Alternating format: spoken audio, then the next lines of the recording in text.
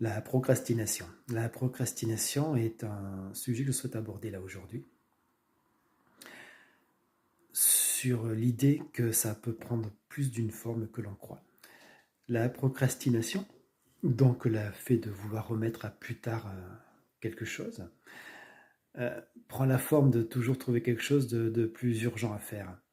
Ou soit parce qu'aujourd'hui on ne se sent pas capable de le faire, on ne sent pas très bien l'atmosphère, la température, la forme, la pêche, ou il y a plein de choses comme ça effectivement qu'on ne sent pas, et donc du coup on va remettre à plus tard, et on va peut-être conventionnellement faire des choses qui sont un peu plus paresseuses, on va dire, pour résumer. Et c'est l'image qu'on peut donner donc de la procrastination, de quelqu'un de paresseux. Or, ça n'est pas une caractéristique de personnalité. Ça n'est pas une personnalité de soi, c'est quelque chose simplement qui n'est qu'un symptôme de peur. Et cette peur est la peur d'être exposé. Exposé donc du coup au regard des autres. Exposé à la critique, exposé à l'humiliation, exposé à plein de choses éventuelles qu'on n'a pas forcément envie de subir. Et donc de cette peur, on va donc se protéger.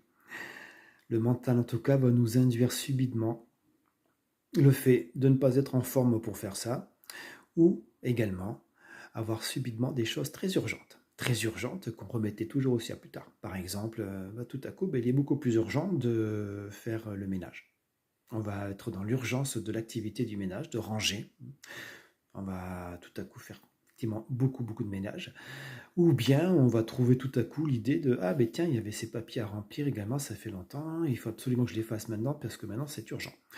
De manière très urgente, donc du coup on va téléphoner aux administrations, ranger des papiers, ranger un bureau, des choses comme ça.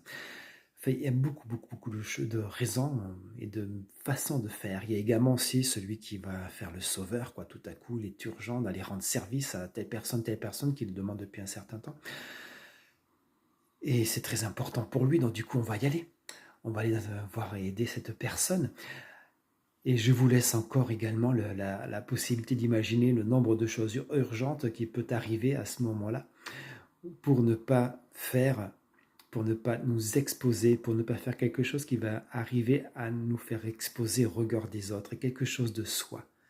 Et plus cette peur va nous éloigner de cette action, plus cette peur reflète que nous avons quelque chose de plus proche encore de nous et qui nous met à nu au regard des autres. Et plus on est à nu, plus donc on est vrai, et plus on est authentique, et plus on veut exprimer finalement quelque chose qui nous ressemble et qui nous ferait vraiment du bien et nous donnerait de l'énergie si on le faisait dans la joie. Donc cette manière de s'exprimer